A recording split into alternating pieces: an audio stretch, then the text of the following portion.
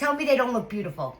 Look at this. The perfect hamburger buns. Stop buying hamburger buns in the store. You can make them at home. Today I'm going to show you the right way to make hamburger buns. Let's get started. You don't want to build a better burger. You want to build the best burger. Let me show you how we do it. Let's get started. First, we're going to start off with some beef broth.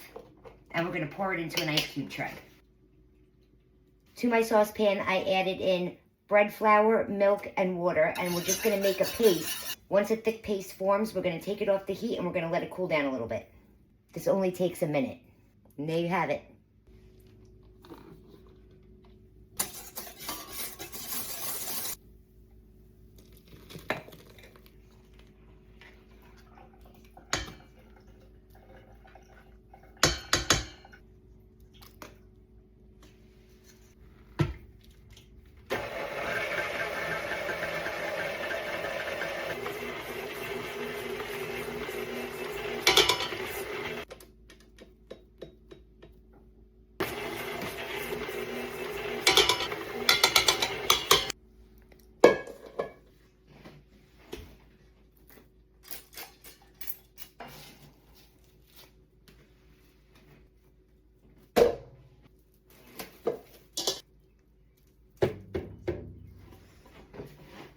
Our bun dough is done. It's doubled in size. So I'm just going to sprinkle just a little bit of bread flour on my surface. I'm going to take the saran wrap off.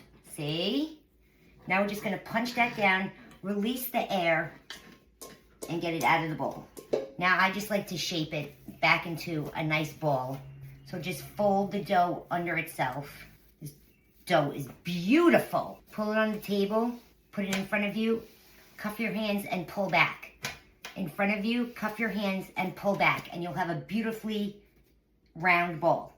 So I want to get 6 buns out of this dough, so I'm going to use my bench scraper, and I'm going to cut the dough in half, and then I'm going to take each half and cut them in 3s, and try to get them as even as possible. So now what we're going to do is the same thing we just did by making them round again.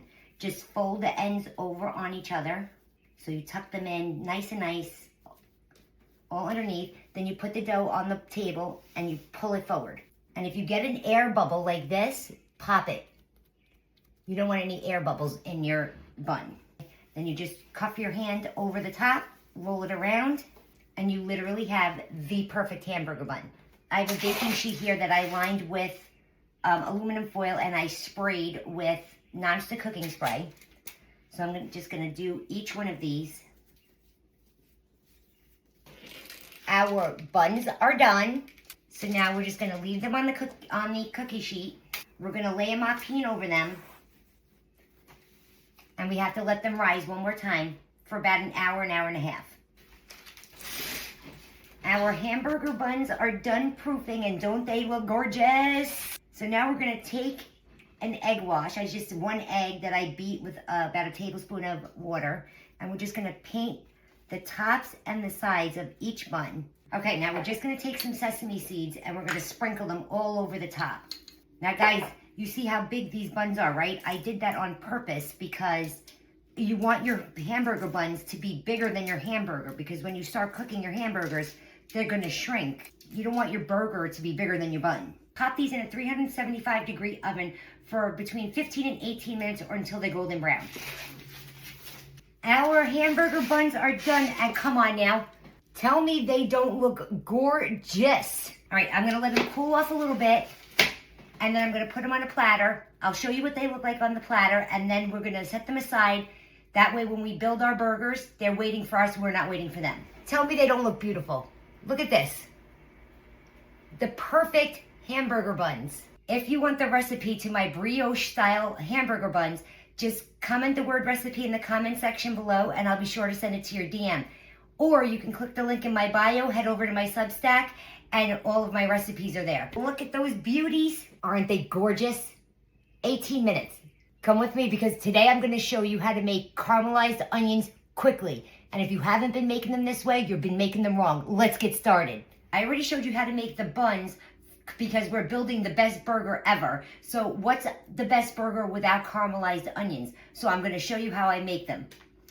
I have 5 medium to small onions here that I'm going to use a mandolin and I'm going to slice them paper thin. paper. You can't even see them, they're so thin. These onions come together so incredibly quickly. So if you're making your caramelized onions any other way, you're doing it wrong. Trust me. And when you're using a mandolin, if you're not using the guard that comes with it, I'm not, bad girl, keep your hand flat. Don't let anything near the blade. And when you start to get too close, stop. The onion's not worth it. Put this in your Ziploc bag and use it for stock. Look at all these onions we got. And what did that take us? 1 minute? You need to invest in a mandolin. In my saucepan, I added in 3 tablespoons of butter and 3 tablespoons of extra virgin olive oil. We're gonna let that melt before we add in the onions. Our butter and oil is all melted. So now we're gonna throw in all of our onions. Now we're gonna hit our onions with 2 tablespoons of granulated sugar, some black pepper, and some salt. Now the sugar is gonna help it caramelize, and the salt is gonna help draw out all of the onion's liquid. So we're gonna give that a good toss and make sure that everything is coated with the butter and the oil, the sugar, the salt, and the pepper. Mind you, if you were making a French onion soup, this is exactly the steps that you would take to start your French onion soup. You just want to make sure none of your onions are in a knot. We want these to sweat down fast and release as much fluid or as much liquid as it can quickly. So we're just going to pop a cover on that, reduce the heat to medium-low, and we're going to let that go for 10 minutes. 10 minutes is up, so let's take a look. Oh yeah.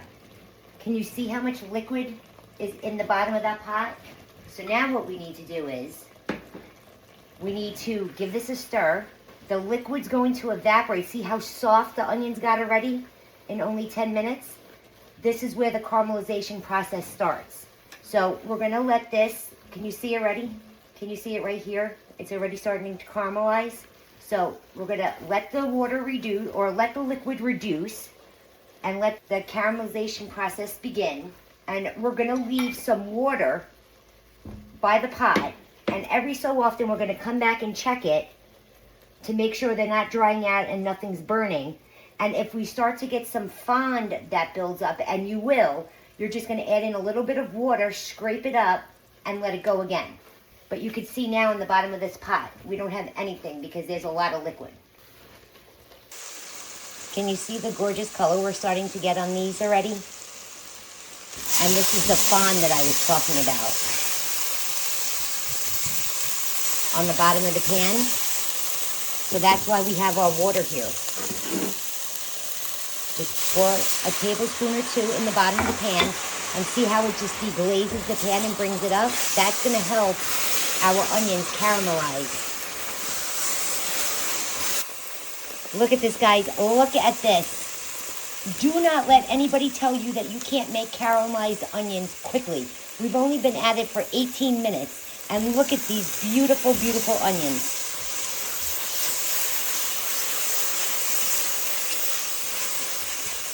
Now, another trick when you're making caramelized onions, especially with this technique, use a rubber spatula, because you want to keep everything off of the sides of the pot, because those will burn. I like to call those onion stragglers. So you want to keep the sides of your pot clean.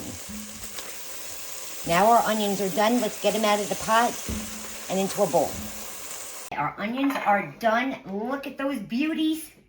Let's get them out and put them in a bowl. Aren't they gorgeous? 18 minutes. So now we just gotta put some saran wrap on this, set them aside, and then we will use them when we build our burger. If you want the recipe to my caramelized onions, just comment the word recipe in the comment section below, and I'll be sure to send it to your DM.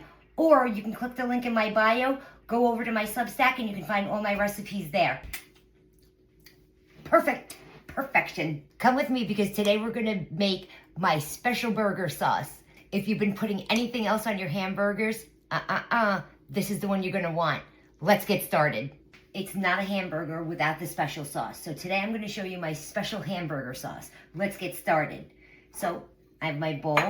I have mayo as our base, some spicy yellow mustard, some white wine vinegar, just a splash, a very little bit of sugar, just to counterbalance the acidity, some sweet relish, and my spices, paprika, salt, pepper, onion powder, garlic powder.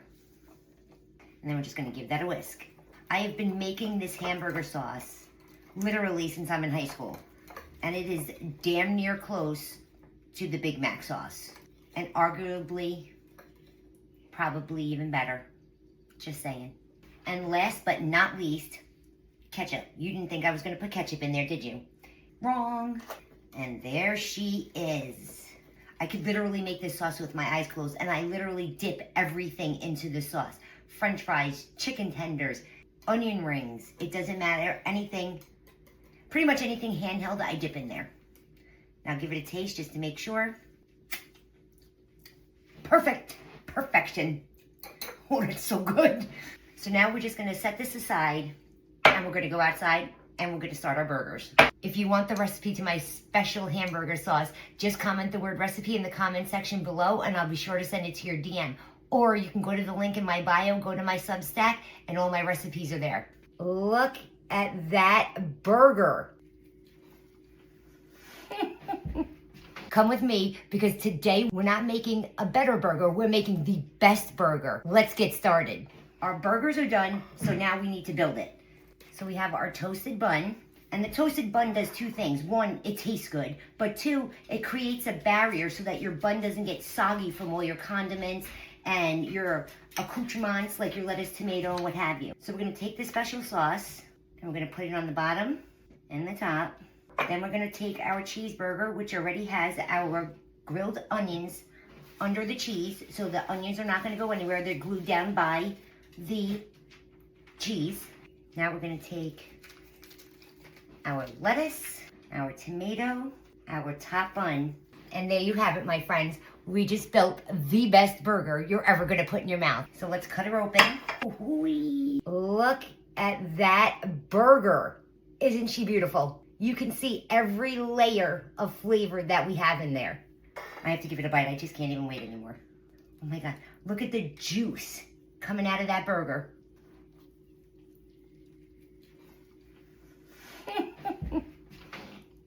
The buns are literally to die for one. For two, that sauce is just it. It is just it.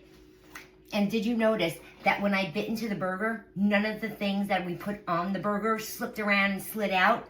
That's because we built the burger right. Guys, thanks so much for hanging out with me and building the best burger today. If you want any of the recipes, just comment the word recipe in the comment section below, and I'll be sure to send it to your DM. Or you can click the link in my bio and go to my Substack, and you can find all of my recipes there. Happy grilling. Thanks so much for watching.